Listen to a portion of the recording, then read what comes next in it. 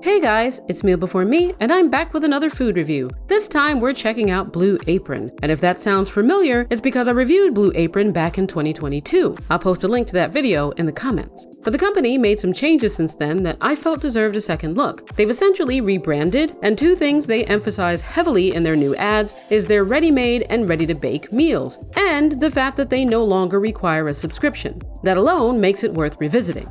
As a quick recap, they're a food delivery service that, according to them, offers chef-designed, nutrition-forward meals with over 100 to choose from each week. That includes Dish by Blue Apron, which are the pre-made meals, Assemble and Bake, which are ready-to-bake meals with minimal prep, the meal kits, which were the focus of my old review, and family-style mains and sides that you can mix and match. They claim to source their ingredients from the most respected producers in the US and the world, with a commitment to animal welfare and to eliminating atrocities like slavery and human trafficking from their supply chains. You can read more about that on the website. It's also worth noting that they don't have plans geared towards specific diets, and that all of their ingredients are packaged in a facility that processes common allergens like nuts, shellfish, dairy, and more. So they don't recommend ordering anything specific to their brand if you have allergies. They currently deliver everywhere in the US except Alaska and Hawaii. Sorry to my cold friends and my hot friends. And I believe Puerto Rico was excluded as well, even though it isn't mentioned. And like many of these services, they offer a hero discount for first responders, military, teachers, nurses, etc. So I'll link to that in the box if you want to learn more about it. Finally, while they ditched the subscription, they do have an auto ship option that you can customize and a membership program that includes exclusive perks. I'm not reviewing either of those today, we're just going a la carte. And as always, I'm going to walk you through everything from ordering and the unboxing to my taste test in real time.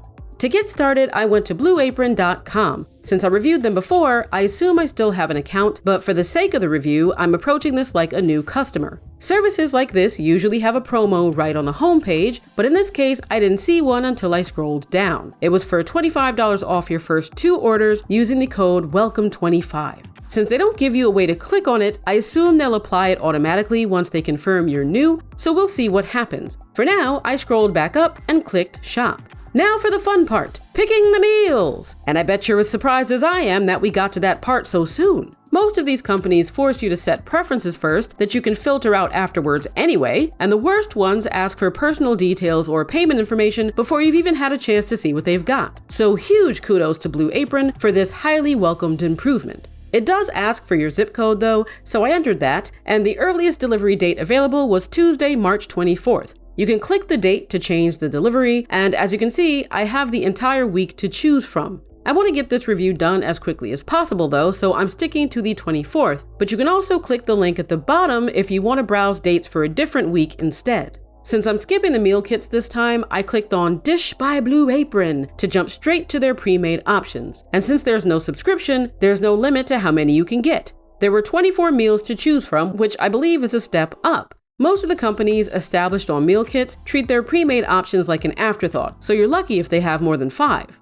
And each meal is 1 serving, with the prices ranging from $6.89 to $11.89, which puts it in line with most services I've tried. You can click on a meal for a quick look at the calories and nutrition breakdown, or click further to see the instructions for heating. And there aren't any dietary or price-related labels, just labels marking meals as customer favorites or new.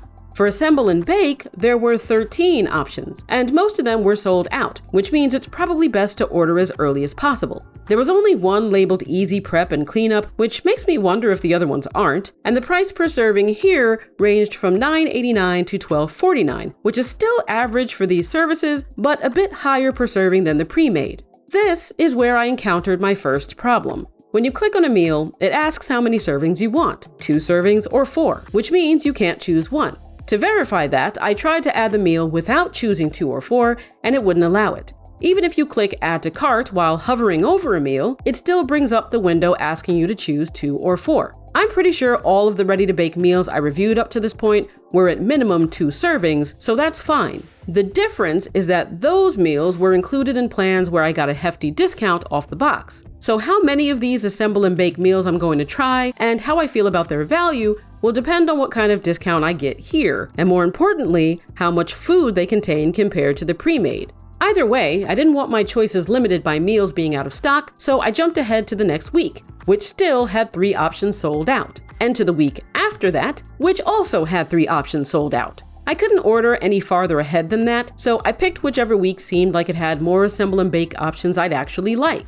This is the first time I've done a review where there were this many sold out items, and not just for the current week, but for weeks in advance. While that can be a good sign that the meals are popular, it can also be a bad sign that Blue Apron isn't prepared to meet the demand, making it less reliable than it could be if you want certain options all the time. That said, not having a subscription means you aren't committed to ordering anything, so you don't have to feel pressured to choose meals that don't work for you just to fill a box. You get what you want, and that's it, which is great. Also, some of the meals give you a choice of protein, like this sour cherry pork that lets you choose chicken instead. It'll say customize it if that's an option. Now, as I've mentioned a million times, I have no dietary restrictions, only things I don't like. So I was going to get 4 pre-made and 4 ready-to-bake meals to have a decent balance to show you. But I noticed an emphasis on spicy food, which I prefer not to gamble on, and meals with coconut, which I almost never like because I find it unpleasant in all forms. It's like eating the color white.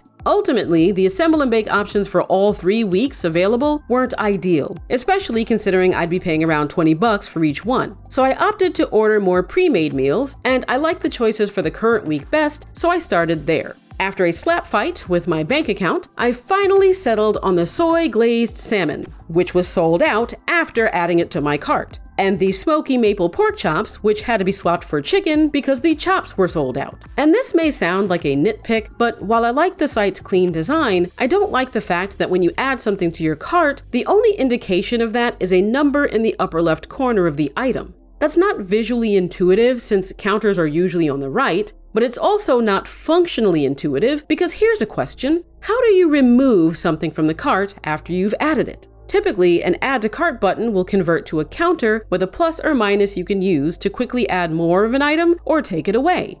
Here, the button stays the same, and you may think that clicking on the number will give you that option, but no. That just opens the pop-up, which would be fine, except the counter there only goes up, meaning you can't use it to remove what you've already added, you can only use it to add more. Maybe it's just a bug, but not having a way to subtract from the menu screen as easily as you can add from it seems like poor user experience. And if your response is that I can just click on the cart itself and remove items from there, you're right. As long as what I'm trying to do is delete the item entirely. There's no way to add and subtract there either. I don't know what drove that design. It could have been a response to customer behavior, who knows? But here's a heads up that this panel on the left wasn't there when I placed my order. So if you see it, it's because I recorded something after they added it. Back to the order, I ended up having to go with the second week's menu. So my final choices for the assemble and bake were the herby green goddess feta baked eggs and the chipotle beef tacos, while my pre-made choices were the teriyaki salmon grain bowl, pulled pork carnitas and rice bowl, sausage and 4 cheese ravioli, chimichurri salmon grain bowl, and the southwestern style beef brisket and rice.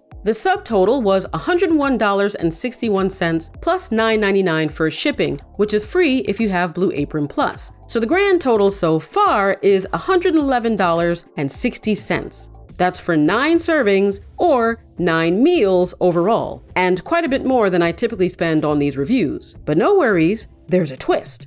They do have other a la carte options like sides, breakfasts, and desserts, but given how much this was going to cost already, I wasn't adding anything extra. I continued to check out, and it prompted me to verify my phone number, which is another problem. I don't like phone verification because an increasing number of companies don't allow you to use virtual numbers. And that makes sense for a bank account, employment, or any circumstance where the number you communicate with introduces security concerns, or where you want to more reliably verify the person's identity and location. Whatever the case may be, I understand that it cuts down on a lot of issues and keeps accounts secure. But for food delivery, just do us a solid sometimes and err on the side of assuming that some scammer probably isn't fraudulently having lunch sent from a restaurant to a house down the block. It's more likely someone who uses a virtual number to save money. Ditto for someone ordering pre-made meals. And if you're going to block virtual numbers, at least say so. Otherwise, people will end up wasting time waiting for a code that never comes, which is what happened here.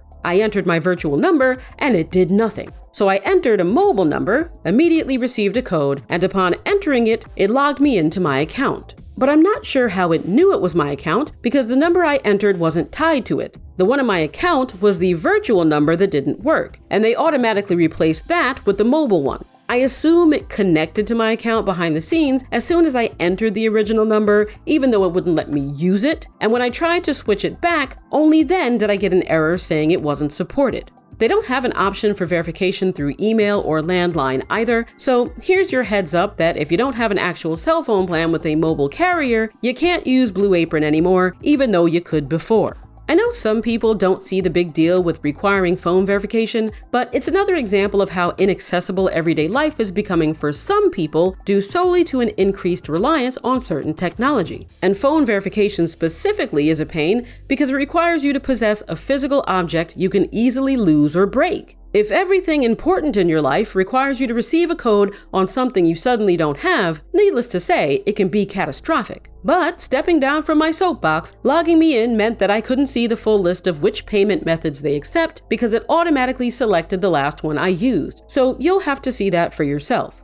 As for the discount, there was none, and I didn't know if it was because I was logged in, meaning that a new customer would have it applied. Thankfully, I remembered the promo code and entered it manually, which gave me $25 off and free shipping. So the twist is that it wasn't exclusive to new customers after all, bringing my final total down to $76.61, which is far more reasonable and in line with services I've reviewed before. Now that the ordering is done, future me will be back for the unboxing. In the meantime, if you enjoy my detailed reviews and want to see more of them, please like and share this video. It tells YouTube that my channel is worth showing and I want to grow it so I can afford to bring you more reviews you'll love.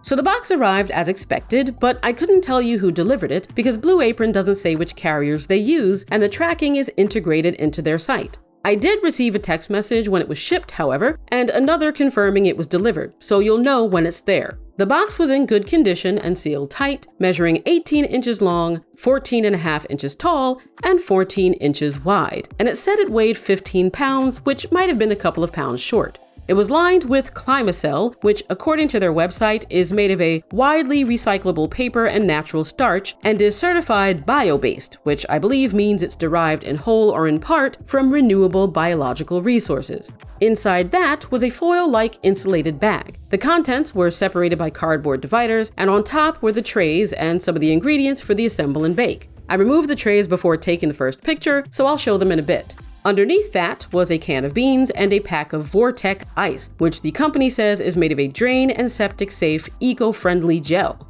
Underneath that was the pre-made meals, and underneath those were the remaining ingredients for the assemble and bakes, as well as another gel pack. While both packs were still frozen, there was some water in the bottom of the bag that I assume was from whatever frost on the outside of the pack had melted because I didn't see any moisture or leaks anywhere else. It didn't ruin anything, but I'm still not a fan of that. Meanwhile, tucked into the side were the 2 recipe sheets for the assemble and bakes, a brochure for some kitty cat food, and a promo for polo shirts, which is what you should wear while eating Blue Apron. Taking a closer look at the ingredients, for the Chipotle beef tacos, they included ground beef,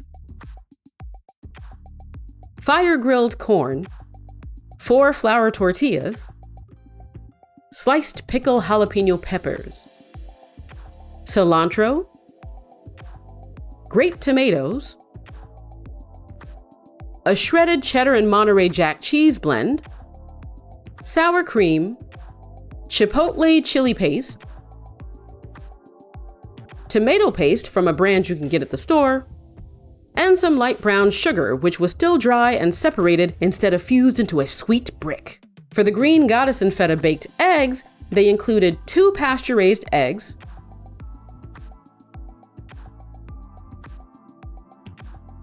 a can of cannellini beans, 2 pocketless pitas, fire-grilled corn, which I only just realized was for both meals, so each of them gets 1 pack, marinated artichoke hearts, which look like a tasty snack, 3 sweetie drop peppers that are gonna do what for this dish? We'll see, baby spinach, a bunch of dill that thought it was too good to be labeled, a packet of cream, feta cheese, some garlic and herb flavored butter, vegan goddess dressing, and some crushed red pepper flakes. Nothing was damaged or missing, which is always nice, and each recipe comes with its own single-use aluminum tray measuring 8.5 by 11 inches at the farthest points because it thinks it's paper, and it's just shy of 2 inches deep. I mentioned once that I still bake with a tray I got from another review. I think it was Every Plate, and while these are sturdier than some of the cheap ones you'd get at the store that flop and twist under weight, they don't feel as sturdy as the other one. So whether or not these are actually single use remains to be seen. Sometimes you can use the information stamped on the bottom of a tray to find it online and learn more about it, like safe baking temperatures or care instructions. And what I found from this is that it's a smooth wall container from the Eclipse line by a company, I2R, that's 100% recyclable and can even be used on the grill. For the pre-made meals, all of the containers are the same size and shape, measuring 8 by 6 inches and 2 inches tall. They came refrigerated, not frozen, and the boxes recommend eating them within 5 days of receipt. Here's where I did a bad. While I normally take care of reviews immediately, things came up, so I'm doing this review 7 days after they were delivered. And since what came up was unexpected, I didn't have a chance to toss them in the freezer. I do keep my fridge super cold, so things last a long time in there, but keep that in mind as we go through the review in case something seems off, because it may be how long I waited to eat the meal, not how the meal came. Now enough with the unboxing, because you know the question on all of our minds is, how does it taste? And I'm seriously super hungry right now, so let's get these meals cooked up. To the table! As usual with these reviews, I'll be giving you my thoughts over the footage, starting with the assemble and bakes. I won't show myself preparing the meals because, say it with me, this isn't a cooking channel. And as always, I'll be rating each recipe by taste, smell, texture, and repeatability, meaning, would I eat it again? First up is the Herby Green Goddess Feta Baked Eggs. As a reminder, this is 2 servings and it weighed 24.5 ounces. That does include the tray, but it was negligible on its own, like 0.3 ounces. The garlic and herb butter was just for spreading on the pita bread, and it's pita bread. It's great. The only thing I'll say about it is that I tried to spread the butter equally between the two, and there wasn't enough for that. More like 1.5. But the star was obviously the egg bake, and it was delicious. The beans had more bite to them than creaminess, which I normally don't like, but the texture didn't lean enough in that direction for me to be bothered by it. And the corn's texture was nice, but it kind of disappeared into the background in a way where I can't tell if it mattered that it was fire roasted or not. The dill added these sharp but fleeting lemony pops that kept each bite dynamic, since the overall taste was very savory and dairy forward. And I think you could get away with adding a little more cream without it being too heavy, though I was fine with it as it was. The artichoke was tender and acidic, cutting through some of that beaniness in a really nice way. And I love spinach, so even though it doesn't stand out, I'm always fine tossing it in something. Similar to the corn, I don't know how different this would taste without the goddess dressing, because there wasn't a lot of herbiness to the dish overall outside of the dill.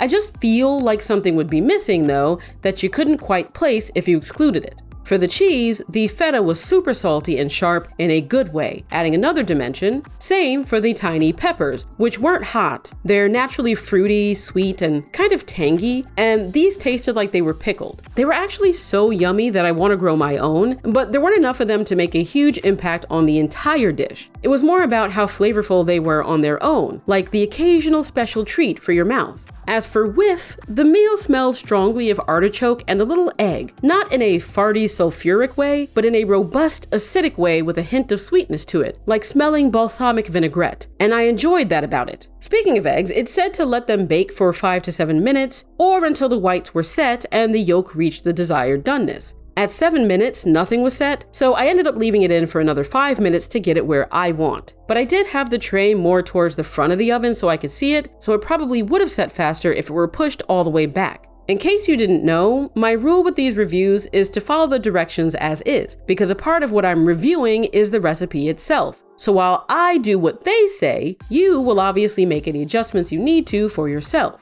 If the recipe gives a range of time, like 10 to 12 minutes, I always choose the longest time to keep things consistent. And if it leaves something up to me, like with the eggs, I'll mention it. In this case, it also said to use as much of the red pepper flakes as I wanted, and I used half the packet. But I would have been fine using the whole thing because it wasn't that hot. So, for repeatability, would I eat this again?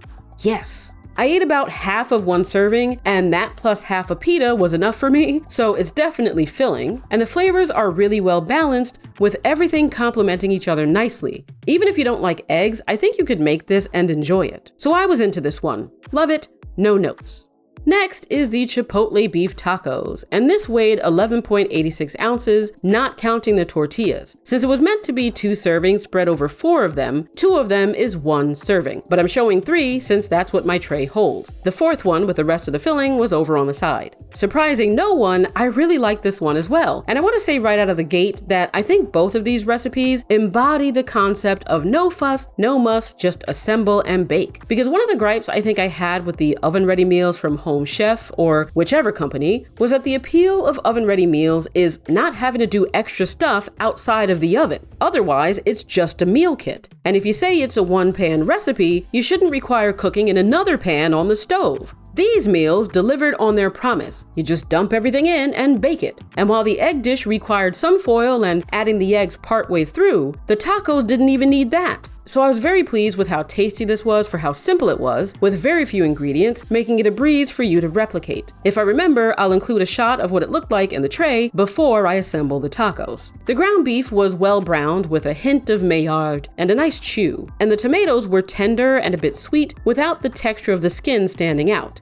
The tomato paste coated everything well and added some earthiness to the meat, especially because you didn't dilute it, and unlike the egg dish, the corn was a highlight here. It was tender, sweet, and roasty, and it stood out to me so much in each bite that I don't think I would have liked this as much without it. It all looked and smelled very tomatoey, but it tasted more balanced than that. I think the cheese being blended in with the meat rather than added on top did a lot for that, as well as for the texture of the meat not being crumbly, requiring more sauce to hold it together. I don't really like cilantro, but it was nice here, and the sour cream did its job rounding everything off, though tasting it on its own, I didn't like it as much as the brands I get at the store. It did give me the choice to use as much of the Chipotle chili paste and pickled jalapeno peppers as I wanted, and what I wanted of the peppers was nothing because they were way too hot. So I used none of them, and I only used maybe a quarter of the chili paste. So if you don't like heat, I don't recommend going all in on those, and that might be my one criticism of this dish. The egg dish had a lot of layers and dimension to its flavors, while this was so straightforward that I think it could have used something unexpected to liven it up. Maybe a squeeze of lime juice or some deeper spice. That's what I hoped to get from the Chipotle chili paste, but that just tasted like heat, not like Chipotle peppers. Long story short, if you don't add heat to this, I think you'll still enjoy it, but you might feel like it's too simple. And if you do add heat, it'll be so strong that it won't matter. I also think this one will be more enjoyable for anyone who thinks the egg bake tastes too healthy. Regardless, for repeatability, would I eat this again? Absolutely. And in terms of how the trays held up after cooking, both pans seem fine, so I hesitate to throw them out like I would those cheap foil trays. But there can be food safety concerns with aluminum, so I'm not telling you what to do. I'm just saying I might keep them. Moving on to the Dish by Blue Apron pre-made meals, first up is the Teriyaki Salmon Grain Bowl, which weighed 11.8 ounces. All weights include the packaging, and the egg dish weighed double that, so it being 2 servings by weight, not by calories or nutrients, checks out. But the taco filling weighed about the same as this, so a part of me wants to say it should have had more beef to justify the price, even with the tortillas. And just so you know, the film was adhered to these trays so tightly that I removed them before recording so I wasn't stripping them piece by piece on camera. All of the meals had the same microwave instructions, poke holes in the film, and heat, and I used my usual 700-watt Kenmore. This had a really good texture. The salmon was flaky and moist, though not as much as salmon I've gotten in some meals from Cook Unity, which I know I name drop like I'm sponsored, but it's just that they're my benchmark for delivered ready-made meals. It had a yummy but generic teriyaki flavor that I could taste throughout the fish instead of it tasting bland with flavor on top, so it was definitely nicely seasoned. There was a subtle savoriness to the grains, which I liked, though they had wheat berries in there, and I hate the texture of wheat berries. But it still wasn't as bad here as it's been in other dishes. As for the veggies, they didn't add much at all, not in texture or flavor. The best way to describe this meal is that it tastes basic. So, for repeatability, would I eat this again? Yes, it's not the greatest thing I've ever had, but it would make a good lunch, and that's keeping in mind that I'm a huge fan of salmon, so I may be a little biased. I'll also say that none of these had a particular scent that stood out to me, they all just sort of smelled like food.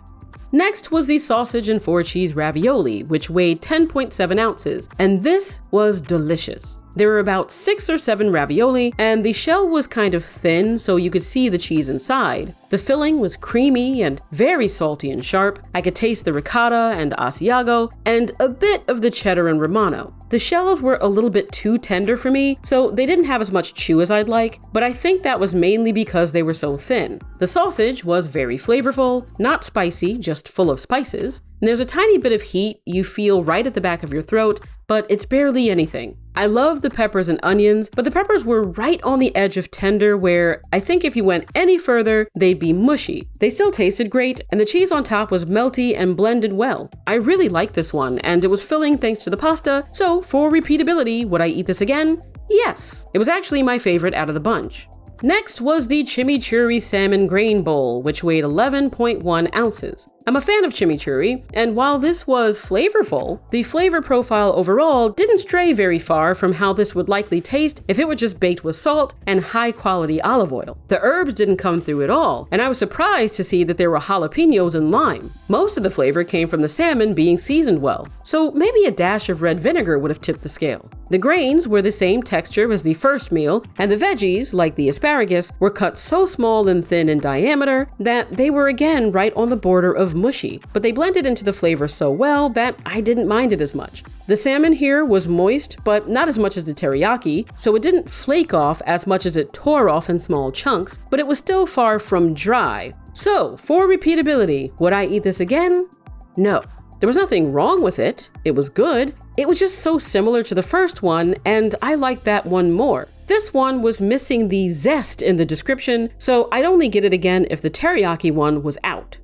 Next was the Southwestern style beef brisket and rice, which weighed 12.7 ounces. And this one was middle of the road. But that's partly my bias because I'm not typically into that cheddar queso flavor. There's a lot of corn, beans, peppers, and rice, and everything had a lovely texture except for the beans. They tasted undercooked, where biting into them was really stiff, and they sort of split in half with a chalkiness in the center instead of being tender. The meat didn't have much flavor on its own, though it did taste simmered, and there was enough of it for my liking. I think the whole thing worked best mixing everything together, making it more of a robust, earthy flavor that leaned into comfort food. You can even feel the smoothness of the cheese sauce across your tongue with every bite. And there is some heat. It wasn't too much for me, but it is the kind that lingers on the tongue long after a bite. So if you don't like spicy food at all, it may be enough to turn you off, or you may want to add some sour cream, or have it with something decadent like a milkshake to cool you down. I didn't expect to like this much because I've had so many frozen dinners that try to mimic this exact Southwestern taste, and they usually fall short either on quality or flavor. This was better than all of them on both fronts, and the corn was a highlight here too. So, for repeatability, would I eat this again?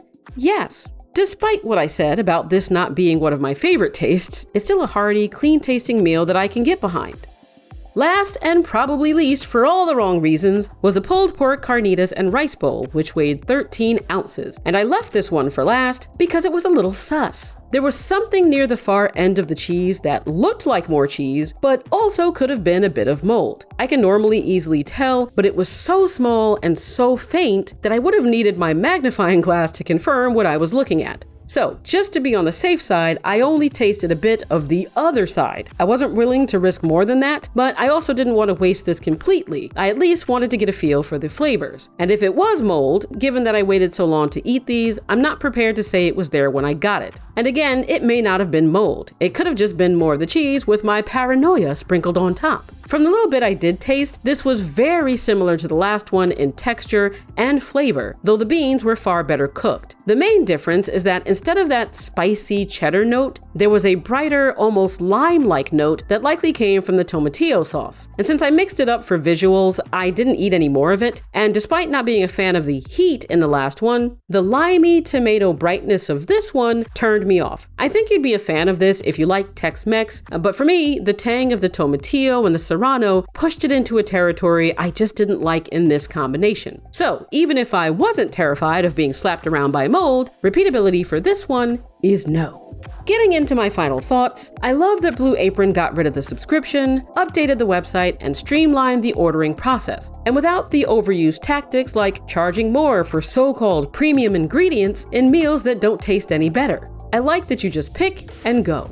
While so many companies are going in the wrong direction, Blue Apron got better. Minus some design flaws, so I have to give credit for that. And while I've been spoiled by Cook Unity as far as pre-made, never frozen meals are concerned, I think Blue Apron's meals are decent if you get a combination of ingredients and flavors you like, though the price per serving may be a sticking point given the portions. Where I think they shine and really have the opportunity to stand out is with the assemble and bakes. They understood the assignment and did a great job, at least with the meals I tried, of nailing that balance of quality, flavor, and simplicity without the hassle. And I'm pretty sure both of the meals took me 15 to 25 minutes to make, which is nothing when nearly all of that time is just baking something unattended instead of prep. So I can definitely see myself trying more of them in the future, which I'll tell you about if I do, but only if there's a discount, because with each one I picked costing $11 a head without one, I might be better off making my own. The main problem I have is with the meals being sold out.